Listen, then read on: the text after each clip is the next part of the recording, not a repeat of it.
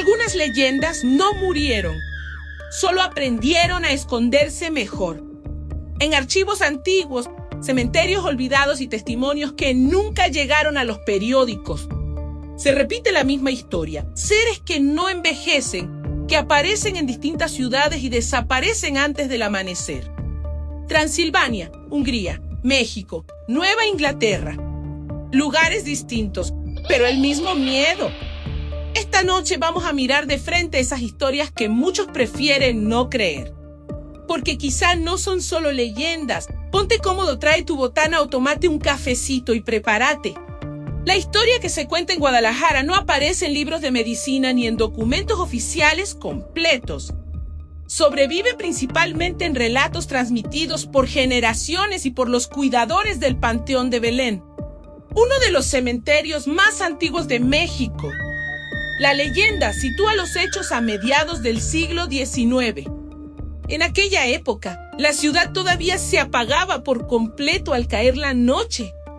Las calles quedaban en silencio y cualquier suceso extraño corría de boca en boca con rapidez. Así comenzó todo. Primero aparecieron animales muertos en los corrales. Gallinas, cabras y perros, los cuerpos no mostraban heridas claras, pero estaban completamente pálidos. Después comenzaron las muertes de personas. Según la tradición oral, los cuerpos eran encontrados con el mismo aspecto, piel fría, sin señales de lucha y con la impresión de haber sido drenados de sangre. Fue entonces cuando comenzaron los rumores sobre un hombre que vivía cerca del cementerio. La leyenda describe a un extranjero solitario, de piel muy clara y rasgos europeos, que había llegado a la ciudad sin pasado conocido. Algunas versiones dicen que era alto, delgado y siempre vestido de negro. Nadie lo veía durante el día. Solo caminaba por las noches. No asistía a la iglesia ni al mercado. No hablaba con nadie, simplemente estaba allí. Y mientras él permanecía en la ciudad, las muertes continuaban. El miedo creció hasta que un grupo de habitantes decidió entrar a la casa del extranjero. Dentro encontraron un lugar oscuro, con las ventanas cubiertas y casi sin muebles. En el centro de la habitación principal había un ataúd de madera. Cuando lo abrieron, el hombre estaba dentro, inmóvil, frío, pero aparentemente conservado, siguiendo creencias traídas de Europa sobre criaturas que se alimentaban de sangre. Uno de los hombres tomó una estaca hecha de madera de camicini. La clavó en el pecho del cuerpo. La leyenda dice que el cadáver emitió un sonido antes de quedar completamente inmóvil. El cuerpo fue enterrado en el Panteón de Belén, cubierto con tierra y una pesada lápida de piedra. Durante días, según cuentan los relatos, algunos sepultureros afirmaron escuchar ruidos bajo el suelo. Después todo quedó en silencio, pero no por mucho tiempo. Poco después del entierro, algo comenzó a crecer desde la tumba. Un pequeño brote, nadie lo plantó. Con el tiempo se convirtió en un árbol de camichín, exactamente el mismo tipo de madera que se había usado para la estaca. Las raíces comenzaron a levantar la tumba desde abajo, como si empujaran la piedra hacia la superficie. Ese árbol existe hasta hoy y es conocido como el árbol del vampiro. La advertencia, la leyenda dice que el árbol no debe ser cortado, porque la estaca que mantiene al vampiro inmóvil está conectada a él. Y si el árbol muere, la estaca dejará de sujetar el corazón. Cruz, cruz, que se vaya el diablo y venga Jesús. Las sombras de Monserrate. El cerro de Manzanares se eleva sobre Bogotá como un guardián silencioso. De día es un lugar de peregrinación, turismo y fe. Pero de noche la historia cambia. Los habitantes más antiguos dicen que la montaña siempre ha sido un lugar extraño. Mucho antes del santuario, los pueblos indígenas consideraban esos cerros como espacios sagrados donde el mundo de los vivos y el de los espíritus se tocaban. La leyenda moderna comenzó hace apenas unas décadas. No en la iglesia, en el bosque. Algunos trabajadores del cerro cuentan que, años atrás, se reportaban luces moviéndose entre los árboles. No eran linternas, No eran fogatas. Se movían en silencio. Guardias de seguridad afirmaban escuchar pasos alrededor de ellos. Una noche, uno de ellos aseguró haber visto una figura entre los árboles. Alta, inmóvil. Observando, cuando intentó acercarse, la figura desapareció entre la niebla. La parte más inquietante de la leyenda habla de un hombre que aparece en el camino antiguo. Algunas versiones lo describen como de piel muy pálida, rasgos europeos, vestido con ropa oscura y anticuada. Nadie lo ve llegar, nadie lo ve irse. Solo está allí, observando. Quienes dicen haberlo visto coinciden en algo. El hombre no parpadea y parece no respirar. En ciertas zonas del cerro, visitantes han encontrado aves y pequeños animales muertos sin señales de ataque. Los cuerpos aparecen intactos, sin sangre visible. La montaña suele cubrirse de niebla por la noche. Algunos visitantes que bajaron tarde del cerro cuentan que escucharon pasos detrás de ellos. Cuando se detenían, el sonido se detenía. Cuando caminaban, regresaba. Entre quienes conocen ambas historias existe una idea inquietante. Ambas leyendas hablan de una figura pálida de apariencia europea, animales encontrados sin sangre y presencias nocturnas que observan en silencio. Como si la misma historia hubiera cruzado el océano hace siglos y hubiera aprendido a esconderse mejor. La advertencia: los trabajadores del cerro tienen un consejo simple para quienes suben de noche. No entres al bosque, no sigas voces. No mires demasiado tiempo a alguien que no conoces, porque se te puede aparecer el diablo. Porque hay quienes creen que la montaña no solo guarda espíritus, también guarda visitantes antiguos y más vale que digan: aquí corrió y que aquí quedó. Ve por tu café y ponte cómodo gelato número 3. La sangre de los Cárpatos en Europa del Este. Mucho antes de que existieran historias en América, en Europa del Este ya se hablaba de criaturas que regresaban de la tumba. En los pueblos de los Cárpatos, durante los siglos XV y XVI, la muerte no siempre significaba descanso. La gente creía que algunos cadáveres podían levantarse por la noche para alimentarse de los vivos. No los llamaban vampiros al principio, los llamaban no muertos. Los entierros vigilados. Existen registros históricos de comunidades en Rumania, Hungría y Serbia que abrían tumbas cuando alguien moría de forma extraña o cuando varias personas enfermaban en la misma familia. Los relatos describen algo inquietante.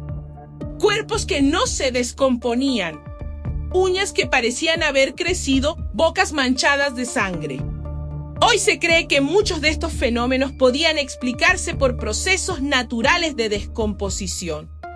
Pero en ese tiempo, para la gente, la explicación era otra. El muerto seguía caminando. El príncipe oscuro.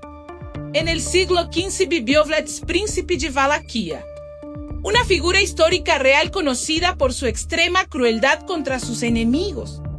Era llamado Drácula, palabra asociada al dragón y, más tarde, al diablo en el imaginario popular. Siglos después, su historia se mezcló con las leyendas de los no muertos. Algunos relatos populares describían a Vlad como un hombre de piel pálida y rasgos europeos marcados, que caminaba entre los campos de batalla después de la guerra. No existe evidencia histórica de que fuera un vampiro, pero la tradición oral comenzó a transformarlo en algo más. Un símbolo, la condesa. En Hungría, a finales del siglo XVI, apareció otra historia que alimentó el mito. La noble Elizabeth Bathory fue acusada de asesinar a decenas de jóvenes. Con un tiempo la leyenda afirmó que se bañaba en sangre para conservar la juventud. Aunque los historiadores aún debaten qué ocurrió realmente, el mito creció hasta convertirla en una figura vampírica. Los relatos la describían como piel extremadamente blanca, apariencia inmóvil, envejecimiento casi inexistente. Exactamente la imagen que siglos después aparecería en muchas historias de vampiros. El nacimiento del vampiro moderno. En el siglo XVIII, en Europa Central. El miedo se volvió tan fuerte que algunos gobiernos registraron oficialmente casos de vampirismo. Soldados y médicos escribieron informes sobre exhumaciones de cuerpos sospechosos. Las soluciones eran siempre las mismas: estacas de madera, decapitación, fuego. Creían que eso evitaba que el muerto regresara. La migración del mito. Cuando europeos emigraron a América en los siglos XVIII y XIX, también llevaron sus supersticiones. Historias de no muertos viajaron en barcos junto con colonos, soldados y comerciantes. Algunos investigadores del folclore creen que por eso muchas leyendas americanas describen vampiros como extranjeros de apariencia europea o caucásica, similares a las historias de los Cárpatos, porque ellos están esparcidos por el mundo, pero qué casualidad que todos son de piel muy blanca. Bueno, y es que nunca se ha contado de un vampiro de color o de ascendencia china, pero yo creo sí los hay. Es solo una teoría cultural, pero la coincidencia existe. La conexión con América. Si se observan las leyendas juntas, Europa habla de vampiros enterrados con estacas. Guadalajara habla de un vampiro detenido por un árbol nacido de una estaca. Mansera habla de una figura pálida observando desde la montaña. 3 continentes. La misma sombra, el mito que no desaparece. Hoy los vampiros pertenecen al cine, la literatura y la cultura popular. Pero en algunos pueblos de Europa del Este todavía existen cementerios donde las tumbas antiguas tienen piedras pesadas encima. No por tradición, por precaución. Porque, según las leyendas, hay criaturas que no mueren, solo esperan. Y a estos les pusieron su lapidota encima por precaución, porque como ya saben, a cada guajolote le llega su Navidad. En Europa existe una idea antigua sobre la realeza, la sangre azul. Un término que originalmente se usaba para describir a las familias nobles que afirmaban descender de linajes antiguos, puros y casi intocables. Pero algunos historiadores de genealogía encontraron algo curioso. Muchos de esos linajes se cruzan una y otra vez en la historia, y algunos conducen a un nombre inquietante. Vlad Tepes, el linaje que no desaparece. Vlad III de Valaquia, conocido como Vlad o Vlad Drácula, vivió en el siglo XV, aunque su historia inspiró el mito de Drácula siglos después. Su familia formaba parte de la nobleza europea conectada con otras casas reales mediante matrimonios estratégicos. Con el paso de los siglos, esas conexiones se multiplicaron. La aristocracia europea funcionaba como una red familiar enorme. Y es ahí donde aparece una coincidencia histórica real. Algunos genealogistas han señalado que la familia real británica comparte ancestros lejanos con Vlad Tep a través de la nobleza de Europa Central y Oriental. Estas conexiones no son directas ni cercanas, sino parte del complejo árbol genealógico de la realeza europea.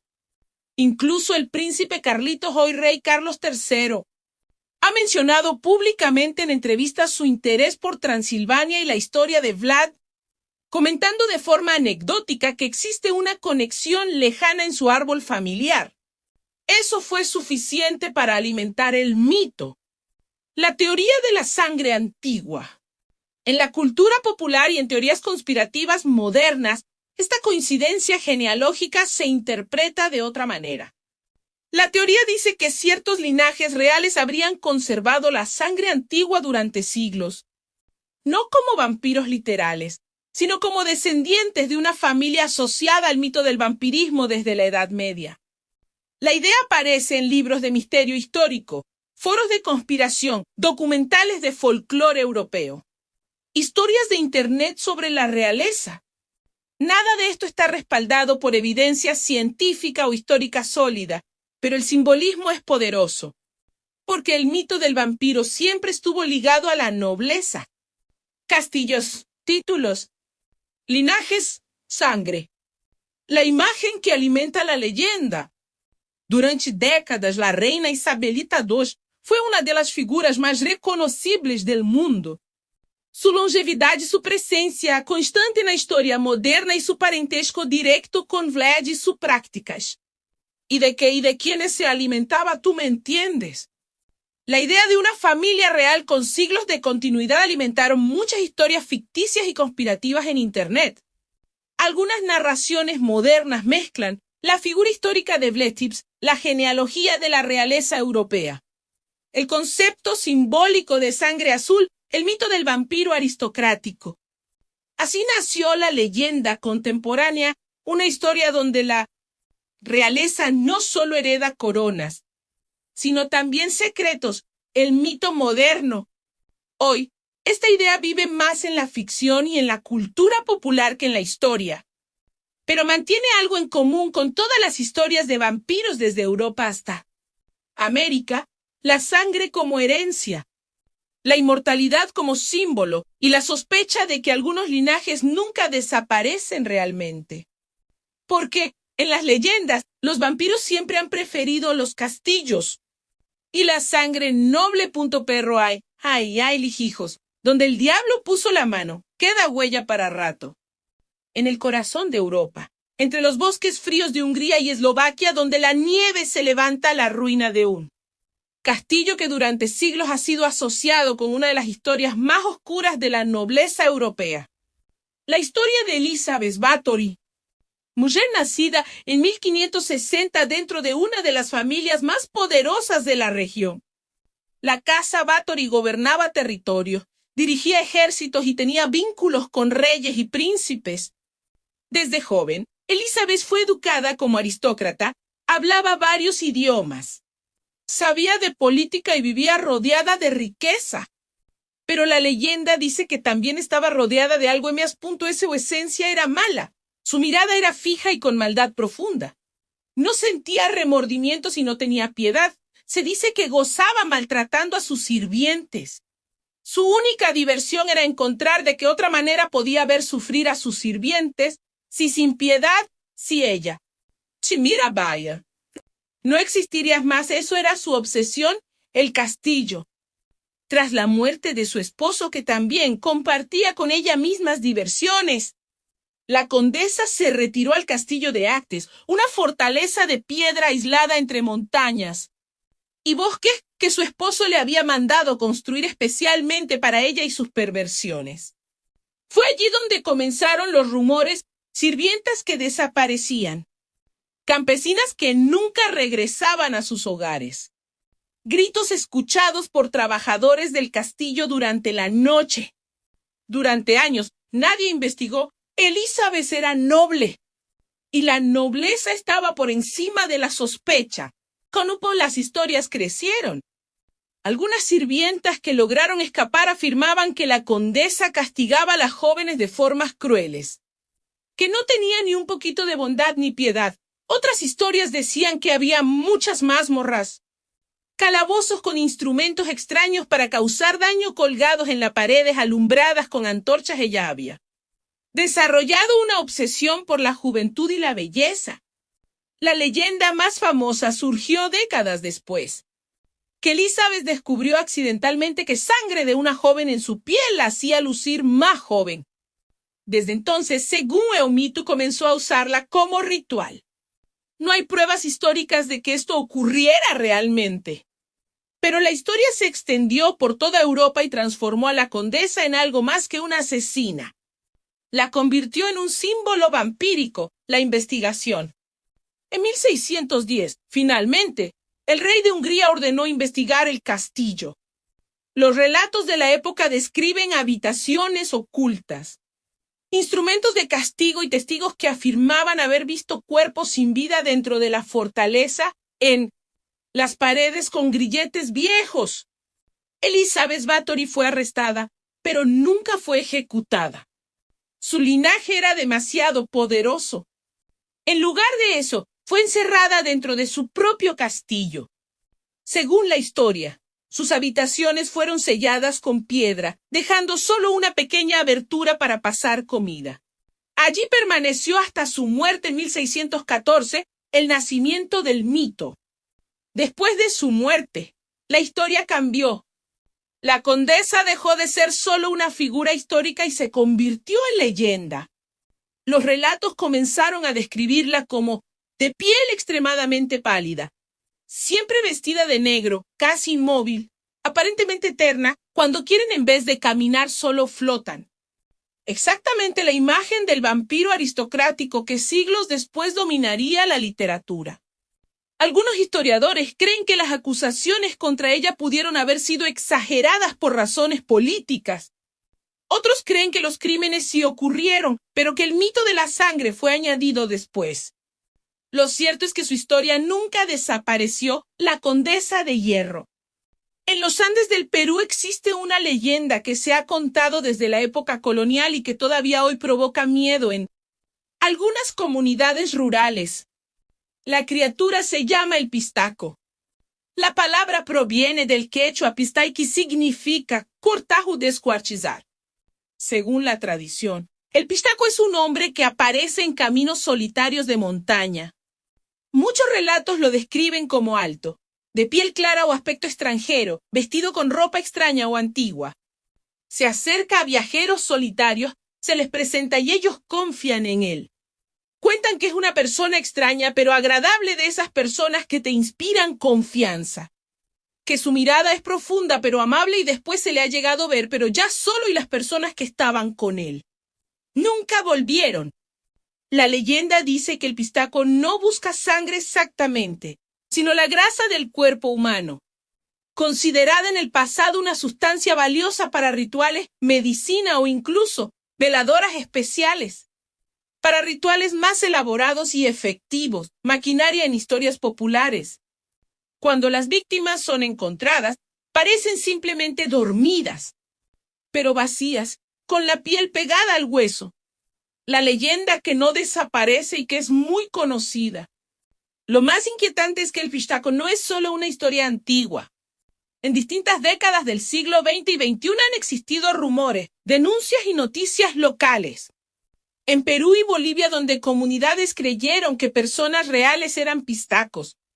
Incluso hubo momentos en que la policía tuvo que intervenir para evitar ataques contra personas sospechosas y eso mantiene viva la leyenda hasta hoy.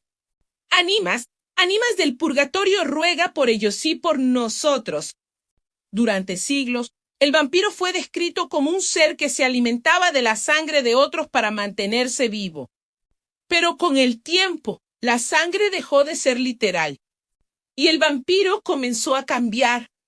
En el mundo moderno, ya no vive en castillos ni duerme en ataúdes. Vive en lugares donde el poder nunca duerme, grandes ciudades. Industrias millonarias, círculos cerrados donde pocos pueden entrar. Algunos investigadores culturales han señalado que el vampiro siempre ha sido una metáfora no de un monstruo, sino de personas o sistemas que sobreviven consumiendo a otros, como la élite y el mito y sus banquetes con peques. A lo largo de la historia, los vampiros casi siempre fueron asociados con la aristocracia. En Europa eran condes y nobles.